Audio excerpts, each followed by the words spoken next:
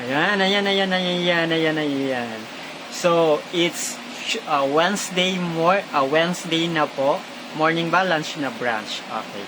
So, ito po, napakagandang balita po para po sa mga kapatid po natin na naniniwala sa ating gobyerno.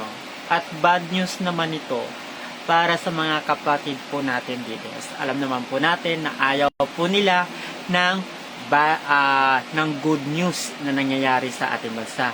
So, first time sa loob ng 20 years, no, ang Bureau of Internal Revenue na-hit yung target na 2.8 trillion.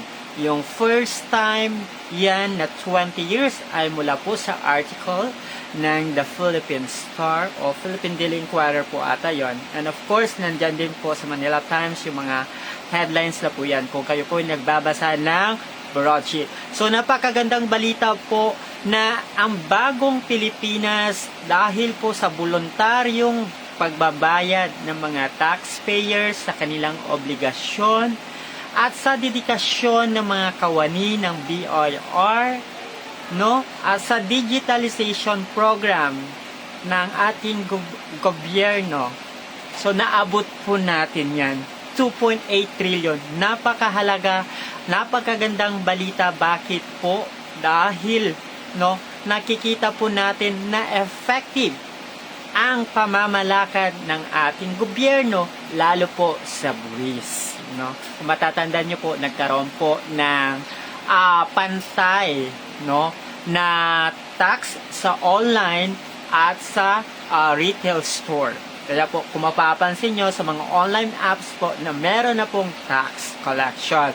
So, yan po, yung mga nakokolekta ng ating gobyerno na tax mula po sa atin at sa lahat ng mga negosyante o negosyo, yan po ay pinupondo sa mga programa na ibinibigay din po sa atin ng ating government.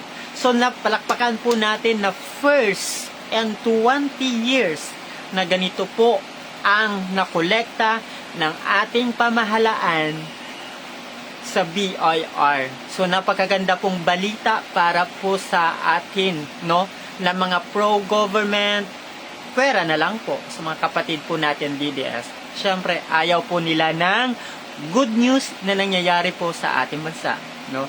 So, salamat sa PBBM Legacy, Tatak, Bagong Pilipinas, di ba? So, napakaganda. Of course, nais po natin pasalamatan yung mga taxpayers na are doing their paying their taxes, di ba? So, napakaganda na balita. Ito, napakagandang balita para sa taong 2024. Yan po ay sa period po ng 2024 at napakagandang balita to start the 2025, although January 15 na po ngayon.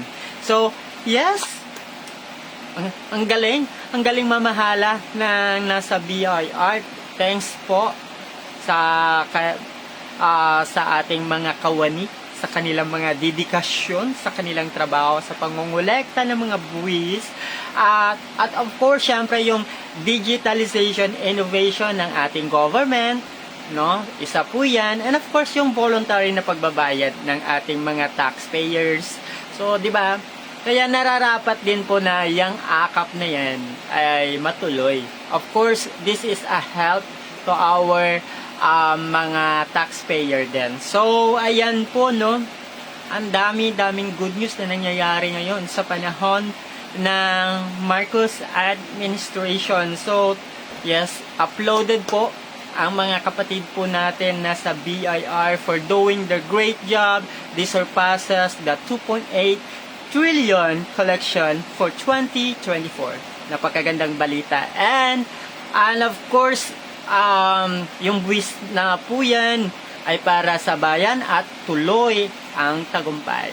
So again po, this is Romel Dakpan of Lakay Regan Bulletin and What's Up Pinas. You could follow me on hit the notification bell on my YouTube channel Lakay Regan Bulletin and also on TikTok and X at Lakay Bulletin. Ganon din po sa Instagram. And also you could follow also my newest TikTok account on What's Up Pinas That is was.up.pinas. Thank you for watching and have a blessed Wednesday po sa ating lahat.